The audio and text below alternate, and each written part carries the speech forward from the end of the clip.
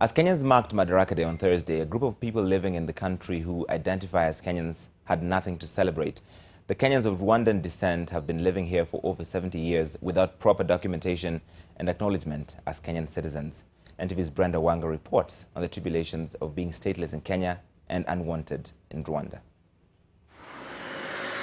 The lush green carpet of tea covers most of the landscape as you enter into Kericho town. It has been this way for years.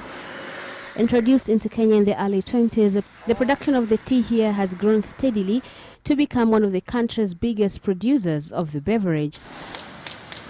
Kericho town is a cosmopolitan town. People from all walks of life flock here, looking for employment in the tea estates and the resultant industries and economic zones that have been born out of this tea industry. The labor migration to this town is now voluntary, but it wasn't always that way. John is a newspaper vendor alongside his brother who doubles up as a shoe shiner. They would both pass for Kenyans, and they are, at least by birth.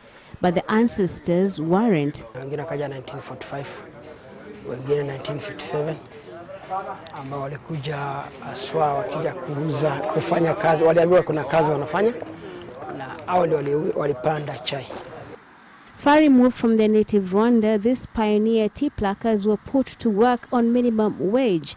The expertise in tea plucking passed on to the locals. Soon, they integrated and became part and parcel of the tapestry that put Kenya and its tea on the global map. But things would change right after independence. Miaka hiyo kulikuwa na kitambulisho kimoja tu baina ya Wakenya na watu wote wale walikuwa hapo kwa miaka hiyo. Sasa ilipofika 79 hapo ndio sasa wazazi wetu wakabaguliwa.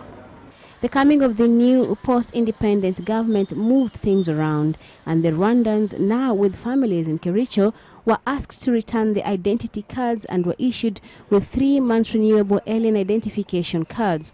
That was the beginning of their citizenship troubles. Mugarineza doesn't remember his real age. He was born here in the 30s when his parents joined the tea pluckers from Rwanda to work here in Kenya. When the IDs were confiscated and the Rwandese issued the work permits, he retained his old ID. Now, it remains his most treasured possession. In the absence of the Kenyan ID, he seeks and has been seeking for all of his adult life with no success. David, not his real name, earns a living rearing chicken and breeding dogs. Unlike others, David knows his way around the Kenyan red tape. He has been able to get hold of a Kenyan ID twice, a situation that enabled him to enjoy the benefits of being a Kenyan citizen, including participating in the elections. Hata license driving niko nayo hata saa hii. Sasa nikaona hii ni shida. Siwezi fungua account.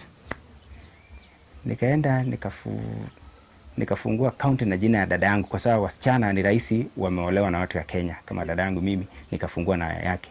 Lakini sikuwa na freedom sabra hiyo kura imeisha. Hiyo kura nimepiga hiyo iliisha.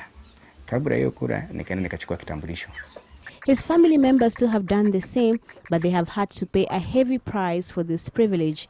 Ukiangalia sasa kwa mfano ndugu yangu amechukua kitambulisho huku, mwingine amechukua huku, mwingine hakuna vile mtu mwingine anaweza sema huyu ni ndugu yangu hata kama kuna shida kusimamia kabisa, kusimamiwa ni ndugu yake, hata kusimamia aje na mwingine amechukua Kikuyu, mwingine amechukua Kisii, mwingine amechukua Kikale, mwingine Kiruya, Kijaruo.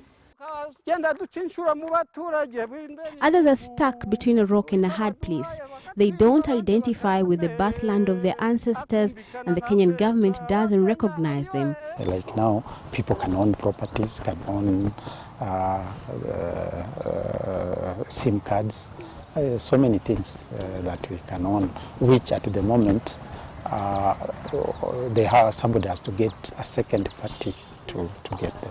After experiencing an existence of statelessness, the life journey of members of this community almost always ends up here in a public cemetery, in an unmarked grave, as obscure as they were in life. The undocumented members of this community, numbering over 500, are now asking the Kenyan and Rwandan governments to come to their aid. Identify with Kenya. That's where we grew up. That is where our life, that is the only home we know. Even some of the parents passed on. In Rwanda, you hear only that maybe your parents came from a certain area, but you have no idea. So this is the only home we know. Their case given more impetus by the Kenyan government's decision to recognize the Makonde, another community that has for long been in the same boat as them, as Kenyans. They are hoping that this will happen sooner so that their offsprings can live a life that has been denied them for decades. Brenda, Wanga, NTV, in Kericho County.